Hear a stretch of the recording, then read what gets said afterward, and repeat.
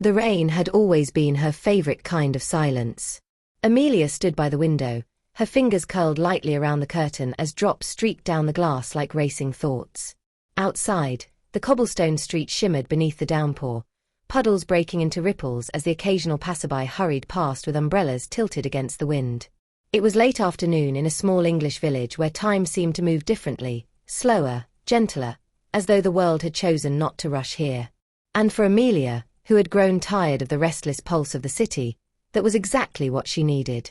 She hadn't meant to stay this long. The little bookshop she managed for her aunt while she was away was supposed to be temporary, just a few months of quiet before she returned to her fast-paced London life. But there was something in the way the shop smelled of old paper and lavender polish, in the way customers spoke softly as though words might break inside the walls, that made leaving harder than she thought. Days blurred into weeks, and now, 3 months in, Amelia couldn't quite imagine saying goodbye. The doorbell chimed then, a fragile sound against the storm. She glanced over, surprised to see someone step inside, shaking rain from his coat. He carried no umbrella, just damp curls clinging to his forehead and water trailing from his collar. For a moment, Amelia thought he might only be seeking shelter, another stranger caught by the weather, but then he turned toward the shelves as if he knew exactly why he had come.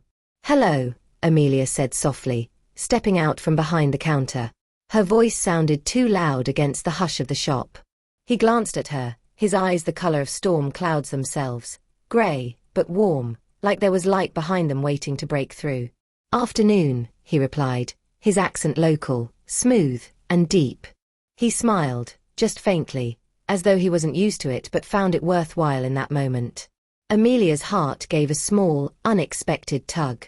She watched as he moved along the shelves, his fingers tracing the spines with care, not rushing, not careless, but deliberate, as though each title was an old friend he might be reacquainting himself with.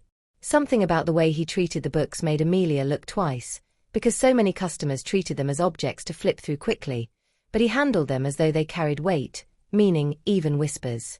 The rain tapped against the windows, steady and low. Amelia found herself stepping closer. "Looking for something particular?" she asked.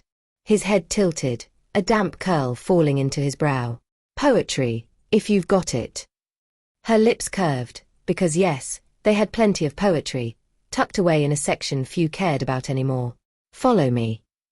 She led him down a narrow aisle, her hand brushing along the shelves as she moved. The shop was quiet but alive, filled with the scent of paper and the faint crackle of the fire from the small stove in the corner. She stopped before a shelf worn smooth by time and pointed. "Here.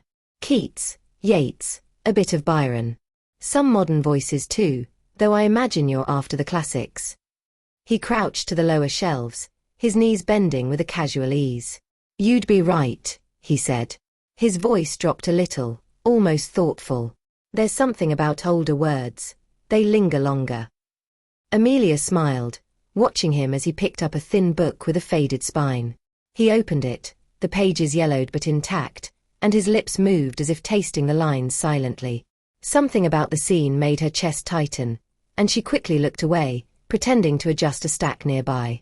She didn't usually notice strangers this way, didn't usually feel the air shift around her just because someone else entered a room. "What about you?" he asked suddenly, glancing up. His eyes caught hers. "Do you read poetry?" "Sometimes," she admitted, tucking a strand of hair behind her ear. "Not often enough." "You should," he said, not unkindly but with a sincerity that felt like an invitation. Then he closed the book gently, holding it as though it mattered, and stood. "I'll take this one." Amelia rang up the book, her hands brushing his briefly as she passed it back, and she was startled by the warmth in his touch despite the rain. As he left, the bell chimed again, and the storm swallowed him. She thought she might not see him again. But she did.